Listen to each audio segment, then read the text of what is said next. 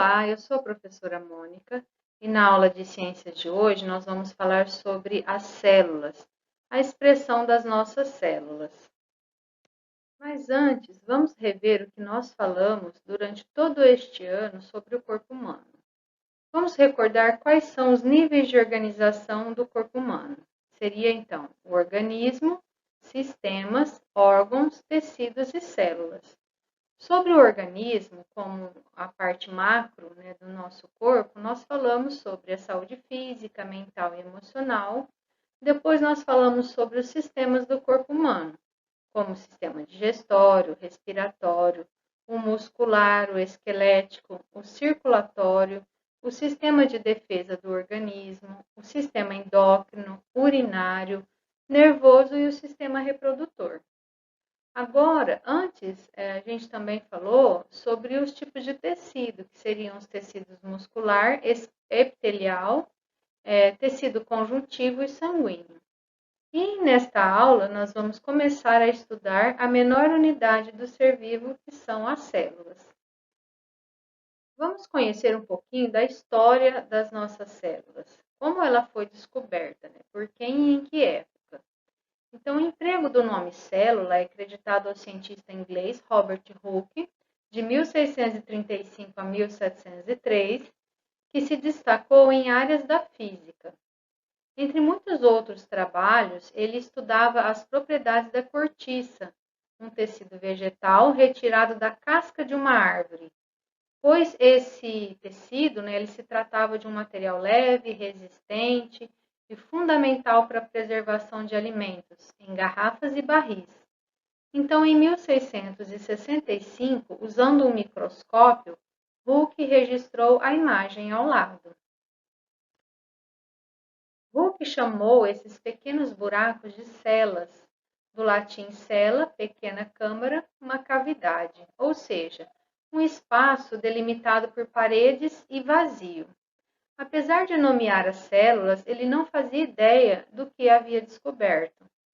Hoje em dia, sabemos que o tecido vegetal analisado por Hooke, a cortiça, é chamado de suber e compõe a casca das árvores. Esse tecido tem a função de proteger o tronco e é formado por células mortas e ocas, com as paredes revestidas por uma substância impermeável que é chamada de suberina. Em outras palavras, Hooke viu os espaços deixados pelas células, mas na verdade não as células em si. Mesmo que pareça um erro chamar as células por esse nome, por questões históricas esse nome permaneceu. A construção do conhecimento sobre as células e o seu funcionamento está diretamente relacionado ao desenvolvimento do microscópio, embora a química tenha contribuído ativamente nesse processo. Por meio de fotomicografias, que são fotografias de imagens obtidas por meio de microscópios, e também de técnicas de análise, foi possível descobrir muito sobre essas estruturas microscópicas. Atualmente, são utilizados microscópios óptico e eletrônico, que pode ser de transmissão ou de varredura. Enquanto o óptico usa a luz para produzir a imagem, o eletrônico ele usa feixes de elétrons. Na microscopia óptica, é possível analisar materiais biológicos vivos ou fixados com corantes. Na microscopia eletrônica, somente o material fixado e sem corante pode ser estudado. Porém, o aumento da imagem de um microscópio óptico não passa de 2.000 vezes, enquanto o do eletrônico de transmissão ele passa de 1 milhão de vezes. Aqui na imagem ao lado, nós temos uma fotomicrografia das vilosidades intestinais, em microscopia óptica, colorida com o uso de corantes. Aqui a imagem está ampliada aproximadamente 40 vezes. O microscópio eletrônico de varredura, ele não produz grandes ampliações comparado com o microscópio eletrônico de transmissão, mas ele é utilizado para formar imagens de superfícies, dando uma ideia de tridimensionalidade. Então, aqui na primeira imagem, nós temos uma fotomicrografia da superfície do intestino delgado, mostrando as vilosidades em microscopia eletrônica de varredura. Ela está colorida artificialmente e ampliada aproximadamente 140 vezes. Já na outra foto, nós temos uma fotomicrografia das microvilosidades das células intestinais, que compõem as vilosidades em microscópio eletrônico de transmissão, colorido artificialmente e ampliado aproximadamente 12.400 vezes. Então, na outra imagem, na primeira imagem, nós temos as vilosidades intestinais. E na segunda imagem, nós temos a microvilosidade, ou seja, o microscópio ele conseguiu analisar, né, observar a imagem de uma estrutura muito menor do que as vilosidades. Aqui nós temos uma incrível imagem, né, de um inseto visto ao microscópio, para vocês terem uma ideia, porque visualmente, né, com os nossos olhos, né, sem a utilização de uma lente ou um microscópio, a gente não consegue ver, né, essas características e essas estruturas todas que o inseto possui. Agora nós vamos começar a falar sobre a unidade básica dos seres vivos, que são as células. E no momento nós vamos falar sobre a célula animal. Posteriormente nós vamos falar sobre a célula vegetal. Então, nessa célula animal nós temos várias estruturas, né? Basicamente, a célula ela é dividida em três partes principais, que seria a membrana plasmática, o citoplasma e o núcleo. Então, aqui nesse modelo de célula, que é um modelo computadorizado, um desenho, né, nós temos algumas estruturas que serão estudadas no decorrer desta aula. Aqui nós temos o núcleo, né, a membrana plasmática e o citoplasma. No citoplasma, a gente tem várias estruturas, né, que estão localizadas ali. Antes de continuarmos o nosso assunto sobre a célula, é importante vocês saberem que a célula da ilustração anterior, ela não existe. Não existe uma célula com todas essas estruturas juntas. Muitas delas existem em praticamente todas as células, outras em apenas algumas.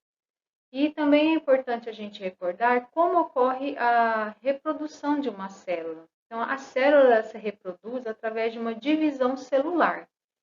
Essa divisão celular é um processo pela qual a célula origina duas ou mais células, filhas dela, semelhantes a ela, né, em código genético em tudo, semelhantes à célula materna ou considerada a progenitora. Então, a capacidade de divisão celular é variada e depende do tipo de célula e da sua função. Nós temos dois tipos de divisão celular que são similares, que é a mitose e a meiose. No começo da aula falamos, né, sobre os níveis de organização dos seres vivos e a célula como sendo a unidade funcional de todos os seres vivos, exceto no caso dos vírus. As células, elas possuem uma organização e com estruturas que desempenham diferentes funções. Internamente, essas estruturas elas recebem o nome de organelas ou organoides, pois são partes da célula que se portam como pequenos órgãos. Lembrando, né, que os órgãos eles são estruturas pluricelulares e a gente só está fazendo uma comparação, porque essas organelas elas têm uma função muito semelhante com a dos órgãos do nosso corpo. Essas organelas elas são constituídas por moléculas compostas de diferentes átomos. Aqui nós temos a estrutura, né, de uma célula, um desenho de uma célula, e nas imagens acima nós temos essas estruturas vistas no microscópio, que seriam fotomicrografias. Então, na primeira imagem, nós temos aí uma fotomicrografia do complexo golgiense, e na segunda imagem nós temos uma fotomicrografia do retículo endoplasmático. Então, vamos dar aqui uma olhada nesse modelo de célula, quais são, né, essas organelas que nós vamos estudar agora, e em todas essas estruturas presentes na célula. Começando pelo núcleo, né? Observando aí a imagem, nós temos o núcleo. Ao redor do núcleo, nós temos o retículo endoplasmático. Logo em seguida do retículo endoplasmático, nós temos aqui os ribossomos, depois a mitocôndria, a membrana plasmática, as microvilosidades, que estão presentes em algumas células, o complexo golgiense, o flagelo, né, que também está presente em algumas células, e aqui no caso o hialoplasma. O hialoplasma é um líquido, né, onde todas essas organelas estão presentes. O conjunto, né, de todas essas organelas mais o hialoplasma forma o citoplasma. Vamos ver agora algumas das principais organelas de uma célula animal, né, e as suas funções. Essa organela é a mitocôndria. Então, aqui na imagem em verde, a gente tem colorido artificialmente uma imagem vista ao microscópio. E embaixo a gente tem um desenho, né, de como seria a mitocôndria. Então, a mitocôndria é uma organela na qual ocorre a maior parte das reações químicas da respiração celular.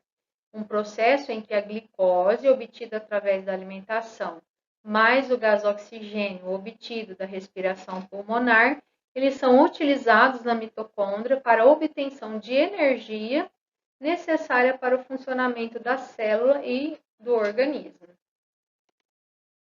Aqui nós temos o hialoplasma. Ele preenche toda a célula com uma consistência próxima a um gel. Ele é rico em água e substâncias solúveis, como proteínas e diversos tipos de sais.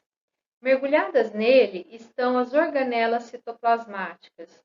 E o conjunto, né, formado pelo hialoplasma mais as organelas recebe o nome de citoplasma.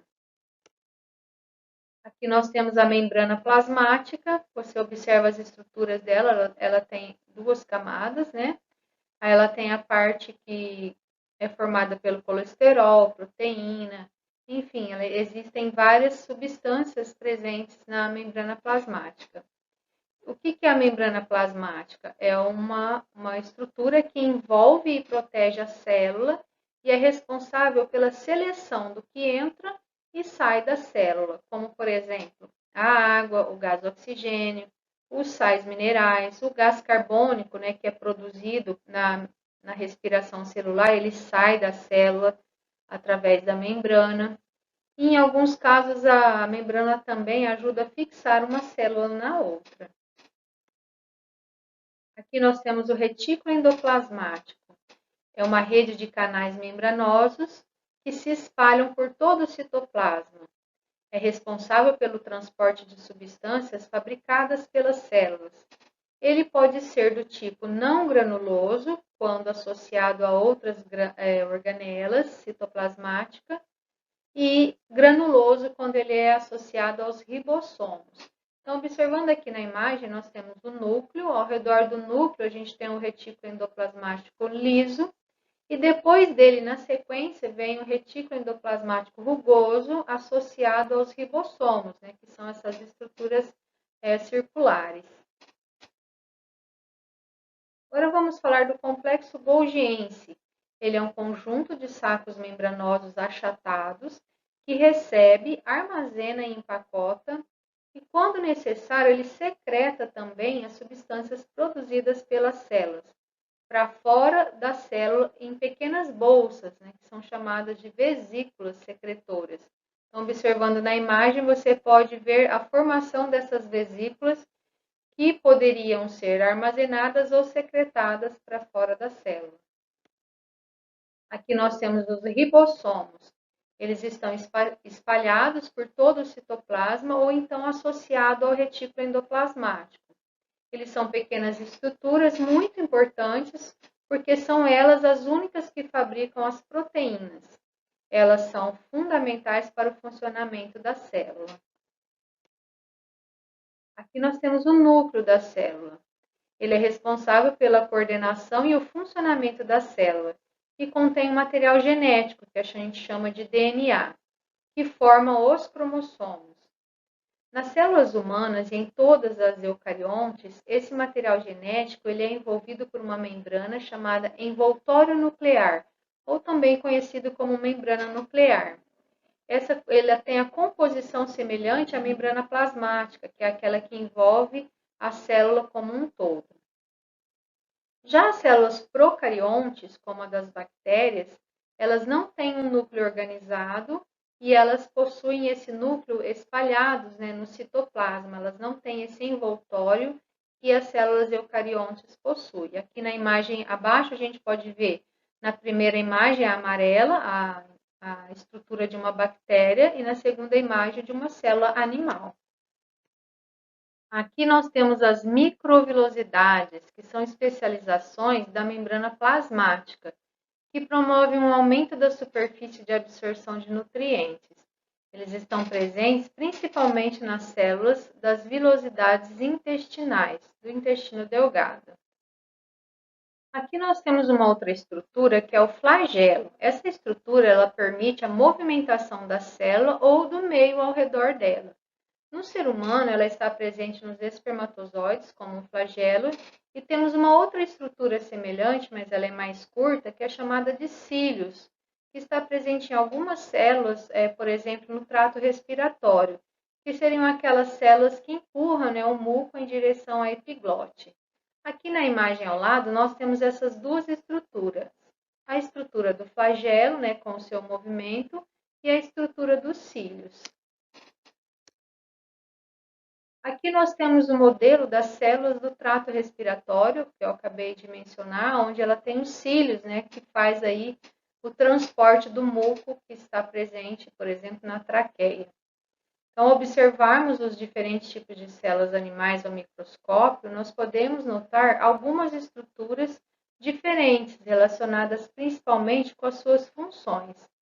Dependendo da função principal e do metabolismo de uma célula, a quantidade e a distribuição das organelas variam muito. Por exemplo, uma célula que precisa de muita energia apresentará grande quantidade de mitocôndrias, por exemplo, uma célula muscular. E uma célula que produz muita secreção apresentará grandes extensões de retículo endoplasmático e o complexo golgiense, que são estruturas, né, que são responsáveis em eliminar substâncias da célula. E a nossa aula de hoje fica por aqui, pessoal. Eu espero que vocês tenham gostado, recordado alguns conceitos que vocês já viram em anos anteriores. Estudem bastante e na nossa próxima aula daremos sequência nas células e falaremos sobre a célula vegetal. Até lá!